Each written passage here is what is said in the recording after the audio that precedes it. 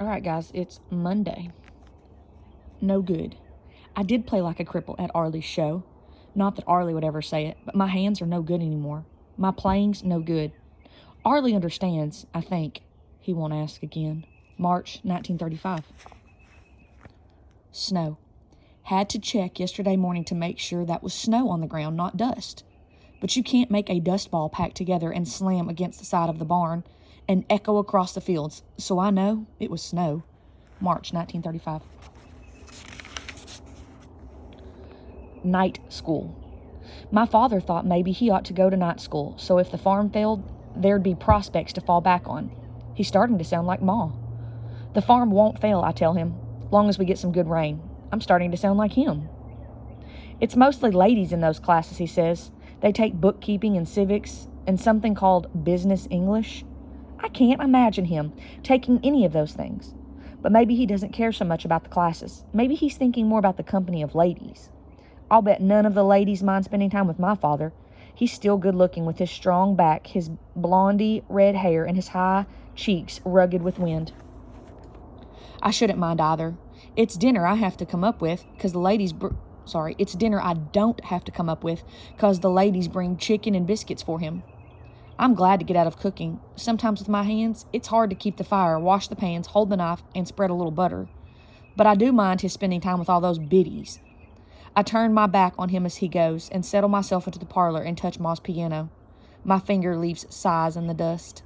March 1935. Dust pneumonia. 2 Fridays ago, Pete Guyman drove in with a truck full of produce. He joked with Cab Hardley, Mr. Hardley's son, while they unloaded eggs and cream down at the store.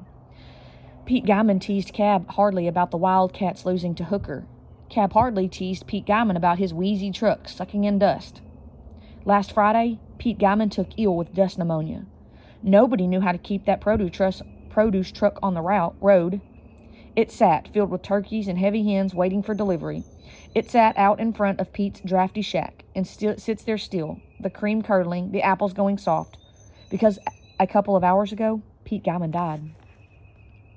Mr. Hardley was already on the phone to a new produce supplier before evening. He had people in his store and no food to sell them. His boy Cab slammed the basketball against the side of the house until Cab's ma yelled for him to quit.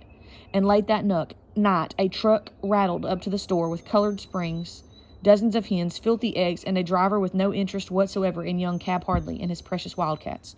March 1935. Dust storm. I never would have gone to see the show if I had known a storm like this would come. I didn't know when going in, but coming out, a darker night I'd ever seen. I bumped into a box beside the palace door and scraped my shins, then tripped on something in my path. I don't know what, and walked into a phone pole, bruised my cheek.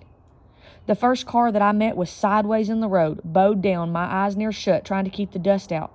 I saw his headlights just before I reached them. The driver called me over and I felt my way following his voice. He asked me how I kept the road. I feel it with my feet, I shouted over the roaring wind. I walk along the edge, 1 foot on the road, 1 on the shoulder. And desperate to get home, he straightened out his car and straddled tires on the road and off and slowly pulled away. I kept along. I knew that there were others on the road. From time to time, I'd hear someone cry out. Their voices rose like ghosts on the howling wind. No one could see. I stopped at neighbors just to catch my breath and made my way from town, out to our farm. Everyone said to stay, but I guessed my father would come out to find me if I didn't show and get himself lost in the raging dust and maybe die. And I didn't want that burden on my soul. Brown earth rained down from sky. I could not catch my breath, the way the dust pressed on my chest and wouldn't stop. The dirt blew down so thick it scratched my eyes and stung my tender skin. It plugged my nose and filled inside my mouth. No matter how I pressed my lips together, the dust made muddy tracks across my tongue. But I kept on, spitting out mud, covering my mouth, clamping my nose, the dust stinging the raw and open stripes of scarring on my hands. And after some 3 hours, I made it home. Inside, I found my father's note that said he'd gone to find me, and if I should get home, to just stay put. I hollered out the front door and the back. He didn't hear. I didn't think he would. The wind took my voice and busted it into 1,000 pieces, so small, the sound, blew out over Ma and Franklin's grave, thinner than a sigh. I waited for my father through the night, coughing up dust, cleaning dust out of my ears, rinsing my mouth, blowing mud out of my nose. Jody LaFleur stopped by around 4 to tell me they found one boy tangled in a barbed wire fence, another smothered in a drift of dust. After Joe left, I thought of the famous Lindberghs and how their baby was killed and never came back to them. I wondered if my father would come back. Hey, that's a true story. The Lindbergh baby, you can actually Google that and find out all kinds of cool information. He blew in around 6 a.m. It hurt, the sight of him, brown with dirt, his eyes as red as raw meat, his feet bruised from walking in worn shoes, stepping where he couldn't see, on things that bit and cut into his flesh. I tried to scare up something we could eat, but couldn't keep the table clear of dust. Everything I sat down for our breakfast was covered before we took a bite.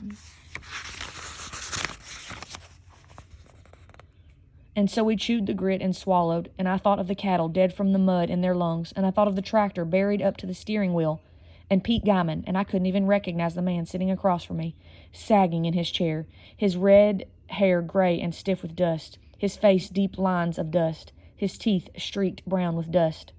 I turned the plates and glasses upside down, crawled into bed, and slept. March 1935.